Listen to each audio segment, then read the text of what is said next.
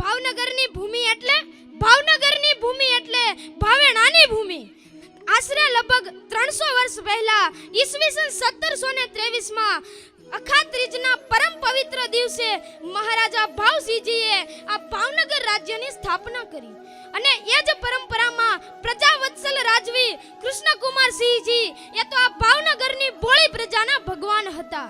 ભાવનગરના રાજવીઓથી માંડીને પ્રજા સુધીના તમામના સંસ્કારોથી નિર્માણ પામેલી નગરી એટલે ભાવનગર રૂપી સંસ્કાર નગરી. અહીં નેક ટેકને ધર્મની અહીં પાણે પાણે વાત, નેક ટેકને ધર્મની અહીં પાણે પાણે વાત.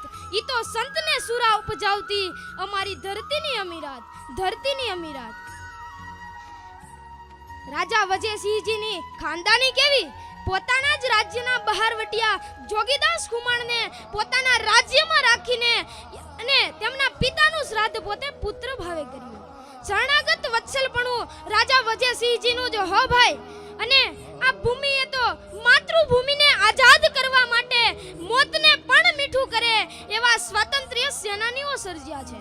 બળવંતરાય મહેતા, નાનાભાઈ ભટ્ટ, રાજાભાઈ લાખાણી, જાદવજીરાય મોદી, ગુણવંત પુરોહિત, જગુભાઈ પરેખ, ગજાનંદ પુરોહિત, મૂળશંકર ભટ્ટ અને પૃથ્વીરાજસિંહ આઝાદ અને ગીજુભાઈ બધેકાની બાળ વાર્તાઓ તો આપ સૌએ સાંભળી હશે.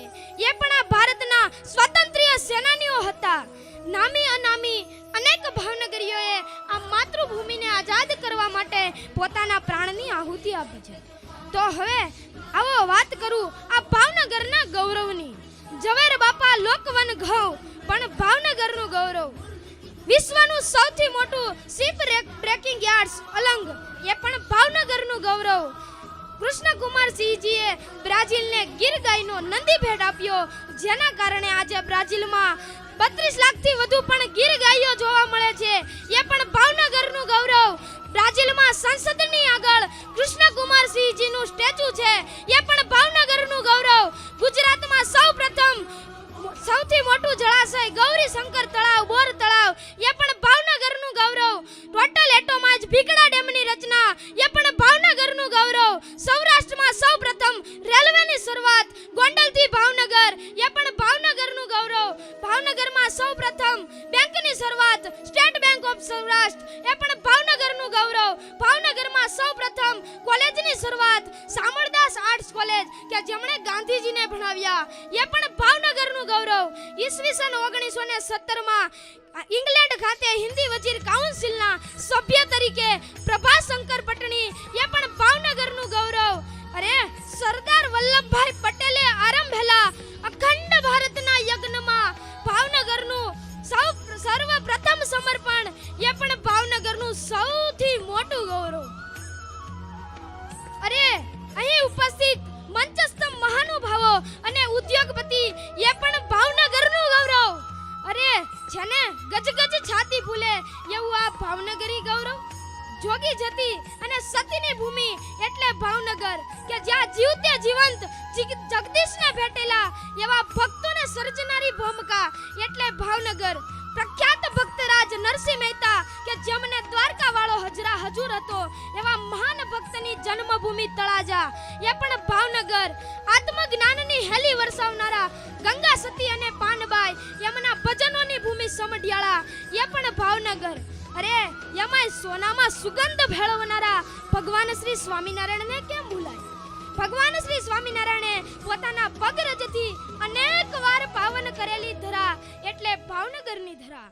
18 વર્ષની કુંબળી વયે ભગવાન શ્રી સ્વામિનારાયણ નીલકંઠ વર્ણી વેશે સર્વપ્રથમ દેવજી ભગતની ધર્મશાળામાં 3 દિવસ રોકાઈને ત્યાંના લોકોને પાવન કર્યા. એ ધરા એટલે ભાવનગરની ધરા. સુરવીર, પ્રામાણિક અને ભક્તરાજ એવા રૂપાભાઈની ભેટ આ ભાવનગરને કોણે આપી? ભગવાન શ્રી સ્વામિનારાયણે. અને રૂપાભાઈની ભક્તિથી ભીંજાયેલી ધરા એટલે ભાવનગરની ધરા. મહારાજે જ્યાં કાઠીઓ અને દરબારોને ભક્તો બનાવ્યા, એ ધરા એટલે ભાવનગરની ધરા. જોગીદાસ ખુમાણ અને વજયસિંહ બાપુ સાથે સુલે કરાવી અને ભાવનગરની પ્રજાને શાંતિ અપાવી, એ ધરા એટલે ભાવનગરની ધરા. ભગવાન શ્રી સ્વામિનારાયણે આ ભાવનગરના સોનેરી ઇતિહાસમાં સુગંધ ભેળવતા કેટલુંય કર્યું, પરંતુ ભાવનગરે ભાવનગરે ભગવાન શ્રી સ્વામિનારાયણને શું આપ્યું? અરે આટલું કર્યા પછી પણ વળતરમાં કંઈ ન આપે એવું કૃતજ્ઞ આપણું ભાવનગર ન હોય. ભાવનગરે તો સૌથી મોટી ભેટ આપી કે જે કંઈ ન આપી શકે એવી ભેટ. ખબર છે તમને કઈ છે એ ભેટ? એ ભેટ હતી શીઘ્ર ગવી સદગુરુ બ્રહ્માનંદ સ્વામીની ભેટ.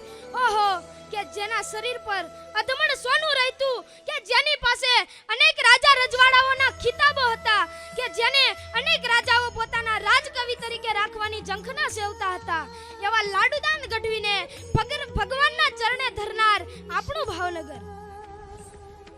અરે પછી તો વજયસિંહજીને પણ ભગવાન શ્રી સ્વામિનારાયણમાં ખૂબ જ અહોભાવ થયો અને પછી વજયસિંહજીએ ભગવાન શ્રી સ્વામિનારાયણની શોભાયાત્રા સંપૂર્ણ ભાવનગરમાં કાઢી અને પોતાના રાજમહેલમાં પધરામણી કરાવી.